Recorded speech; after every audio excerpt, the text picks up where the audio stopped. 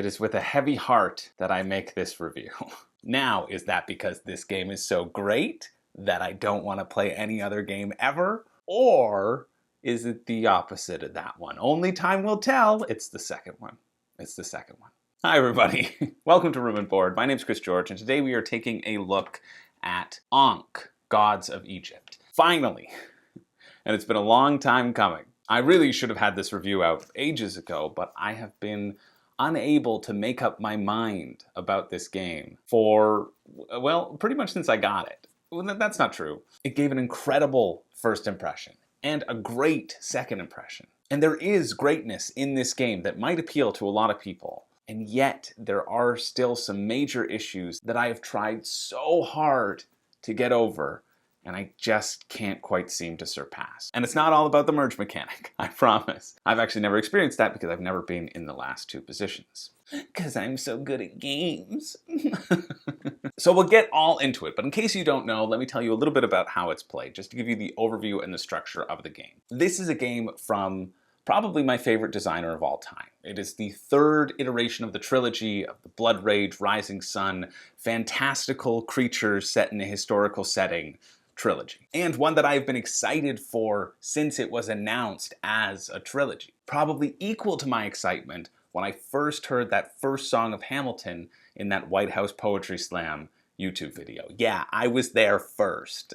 I've been very hyped about this game, and in Ankh Gods of Egypt, you play, naturally, a god of Egypt, and try to get the most devotion out of the pathetic little creatures on Earth. And so, of course, you're going to do that by running around Egypt and forcing them to build monuments in honor of you. Building monuments to your greatness and smushing down the other warriors of the clearly worse gods. It is time they celebrated you and only you, because you are the truest repairman. Sorry, the truest god of Egypt, and you are here to bring your benevolent rule to the land. And so you will vie to have your warriors control existing monuments and, I guess, spray paint your face on them so everybody knows that you are in fact the god, because your giant size towering over them wasn't enough to tip people off. And when that doesn't work, you will fight in various battles and earn points for the monuments that you control, as well as carving up the land into smaller regions because you are a god, and what better way to show your godly powers than reshaping the land as you see fit. It's a really cool theme. Now, whenever you gain points, which is referred to as devotion, you will move up on the devotion track, and when you get to the end, you immediately win. So it's a race. It's a race to the top. There are 31 spaces of devotion that you need to obtain before anyone else. Now, how play will proceed is basically you will have these 4 different action tracks that everybody will be able to control. And they are from top to bottom, and the order is important. Movement, where you can move every figure you control up to 3 spaces. Summon figures, where you can summon one figure to the board adjacent to a monument you control or one of your pieces. Gain followers, where you can gain a follower token, an expendable resource for every one of your monuments or neutral monuments that you are adjacent to. And Ankh Powers, where you can sacrifice those followers as the expendable cannon fodder they are to give yourself one of 12 Ankh Powers. And so each player can take up to 2 of these actions on their turn, but here's where the order is important, because your second action can only be taken if it is lower than the first action. So move figures cannot be taken second because it's at the top of the chain. In addition, every time you take an action, you move that tracker 1 space to the right. And if it ever reaches the end of a line, well, it's the end of the line and your turn ends immediately. And you can't take that second action if you happen to take that one first. But there is an intense benefit of reaching the end of the track, which should never be overlooked, and that is you get to take the special action listed below. And this track below serves as a sort of time tracker as well. If you ever get to the end, the game ends immediately, and whoever's furthest ahead in points will win. Although I've never seen a game go on that long. Now, most of these actions will allow you to claim a monument for your own, and that's important because monuments are key to victory. The other actions will allow you to reshape the land, putting down 6 camel caravans to divide one region into 2, or to trigger a battle. And so basically the purpose of the game is to position yourself correctly in preparation for these battles, because unlike Blood Rage and Rising Sun, there are no ways to win points outside of a battle. These battles are the only time points will be given. And yet, even still, the results of who wins the battle, who has the most strength in the region, rarely matters. What does matter, the main point of the game, and this is one of the more contentious points that you should consider if you're thinking about whether or not you will enjoy this game, is that it's your goal to maintain control of as many monuments as you possibly can. If you do not understand that element, or you do not pursue that element, your game is basically already lost. Now, a battle is broken down into a number of phases, as a lot of battles are in these sorts of games. But basically, the short version is you'll have a chance to build more monuments, you'll have a chance to enact a plague of locusts to kill everybody in the region except for gods, because gods are gods and they're unable to be killed ever. And then, for everyone who still has figures in the region, they get points if they control the majority of a monument type. Now, there's 3 different monument types: obelisks, pyramids, and temples. So that means you have a chance to get 3 points per battle. And then a 4th point if you happened to control the most force in the region at the end of all these steps. But you can lose, not have enough force, have only 1 figure in the region, still get 3 points, and have the winner only get 1. And I don't personally mind that battle is not necessarily focused around winning the battle.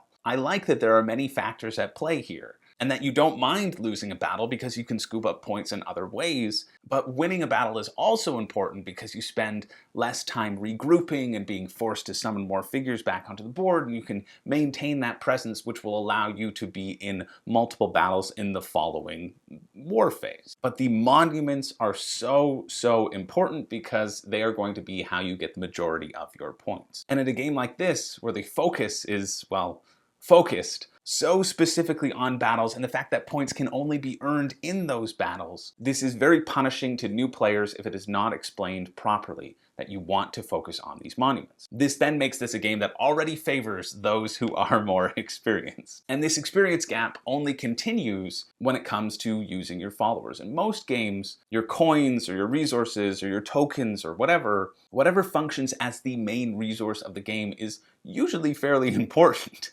But in Ankh, gaining followers, which is one of the 4 things that you are able to do on your turn, largely becomes more and more useless as the game progresses. I mean, sure, you need followers to sacrifice to build monuments until you unlock the Ankh power that lets you just do that for free, or the Ankh powers that let followers rain down from the heavens every battle phase. You need followers to unlock your Ankh powers, but once you've unlocked all 6, they then just pile up in your reserve. And when there's nothing left to spend them on other than the Plague of Locusts, which is a single card in your arsenal of 7 cards that you're going to be playing in your battle, playing only 1 per region. The Plague of Locusts, which also basically has no effect if there is a god present in your region, then this resource, it starts to feel meaningless. And so the natural thinking here is, well then, why rush to complete your Ankh powers? If these followers come so freely and are only used for limiting circumstances, why should you waste the time getting them?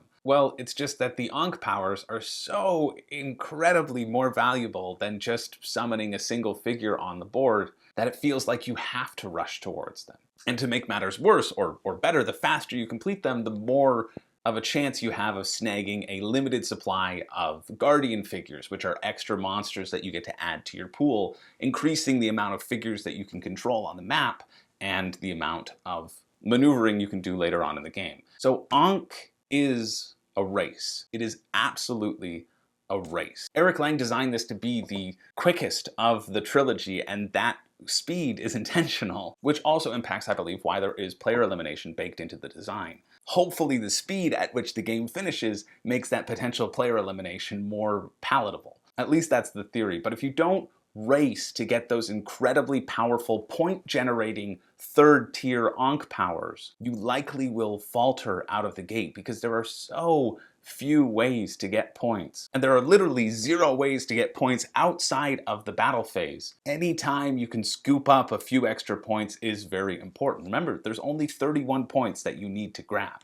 And if an opponent happens to reach the third tier of the Ankh Powers before you do, and a battle triggers in between that, well, they have sometimes 5 or 6 different battles to capitalize on their extra point generating powers. And these powers are easy to capitalize on, to send them soaring ahead. Usually, in order to capitalize them, you pretty much just have to have figures in contention for a battle. And so this is where my key problem with Ankh comes in. Because of that race, there's always going to be a leader. Someone's always going to be ahead. And when someone pulls ahead early, oftentimes that person is going to be the person who wins. And I believe this is in large part due to the Ankh power Worshipful. Now, Worshipful is a third tier power. That means after every battle that you're involved in, you can sacrifice 2 followers to gain 1 devotion. It benefits you to be in every battle. And remember, your god can exist and move in between battles. Some gods can exist in between regions, some gods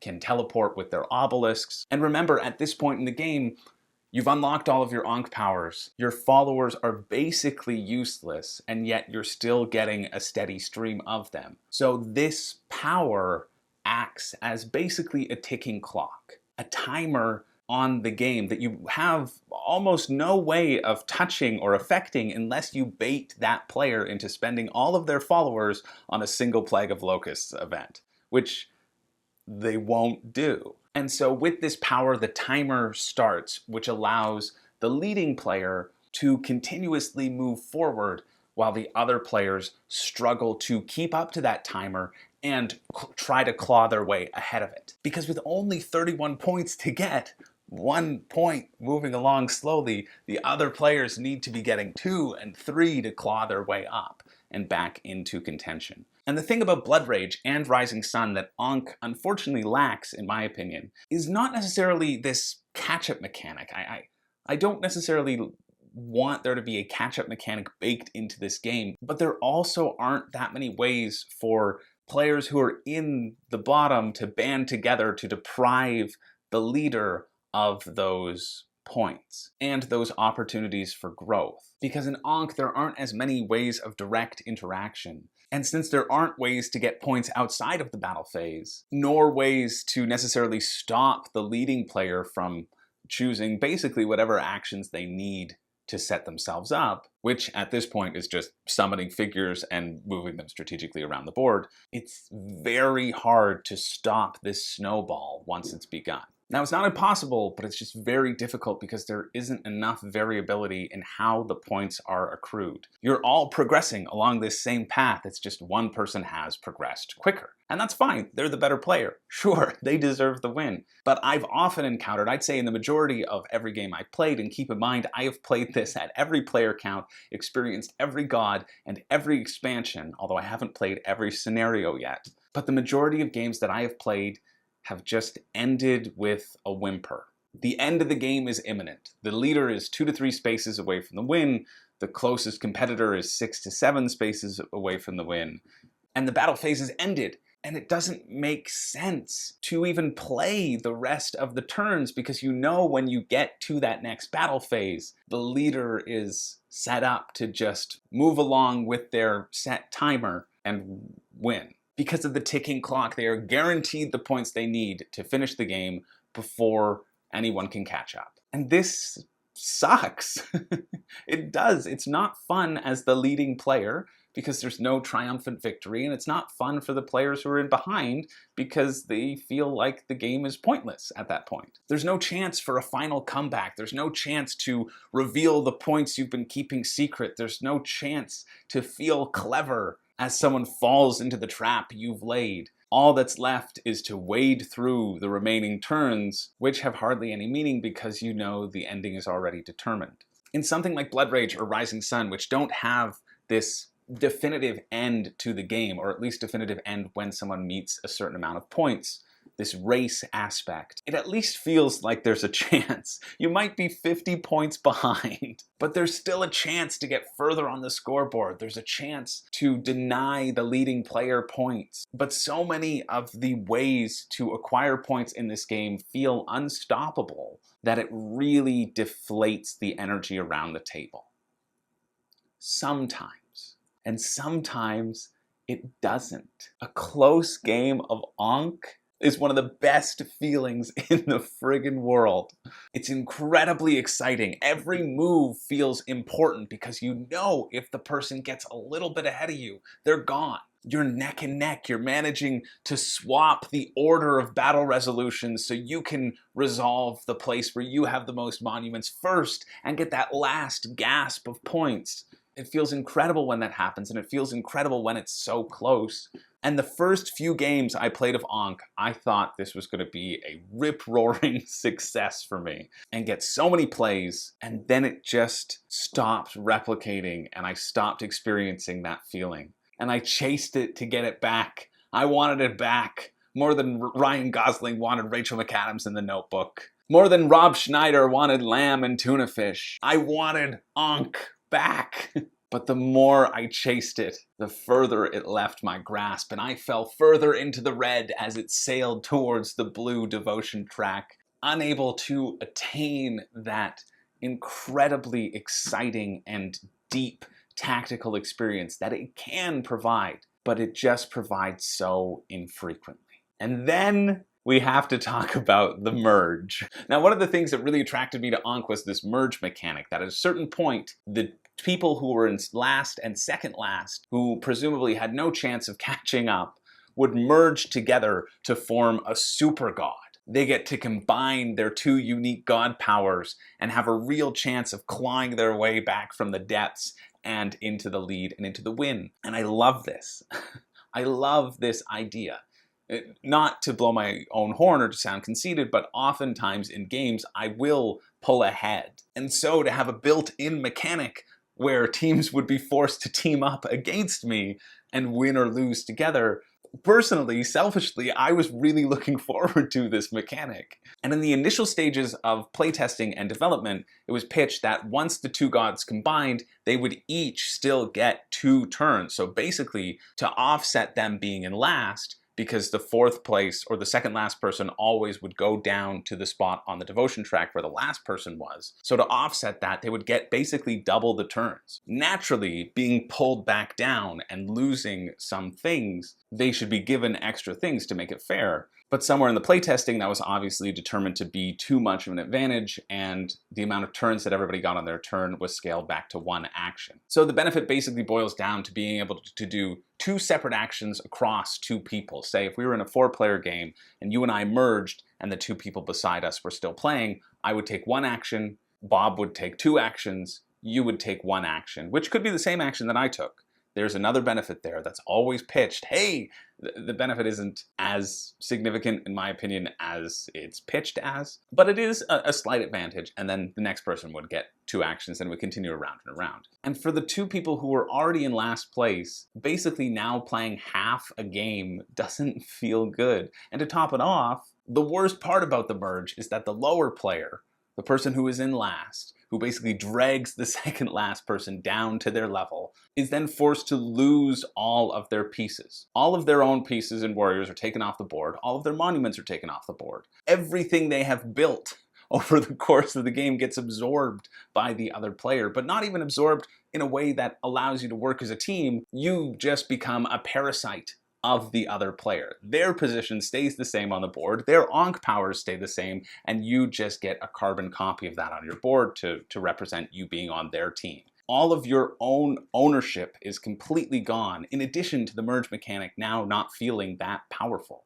And so all you get to do on your turn is take 1 action and maybe move another player's pieces and then watch the rest of the game. Because in the battles, hey, you're allowed to discuss what you play, but again, it's whoever was the second last player gets the final decision. And I've never experienced this mechanic as a player because I've never been one of the bottom 2 players. And I have really been its greatest champion trying to motivate players to continue with the game. But more often than not, people who are absorbed are unhappy because they've lost everything they've built. And the player who did the absorbing is unhappy because they've lost all the points they've struggled to get. And it just feels like any course correcting they did to make sure that the merge mechanic and the merge god wasn't too powerful feels like it went a little bit too far in the other direction. And it just falls a bit flat. This is another example of the game taking the air out of the room and taking the excitement out of the room and making players feel bad instead of giving them a new lease on life. And I don't want to feel this way about the merge mechanic, I really don't.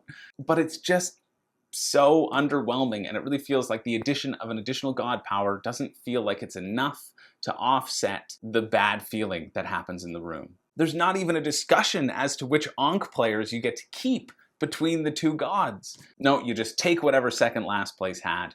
You don't have any say in it. There's no discussion of strategy where the two players can collude and say, okay, well, if we take this because of the board position now, we can reevaluate and we have a chance to go up. There's none of that. It's just forced down both of their throats.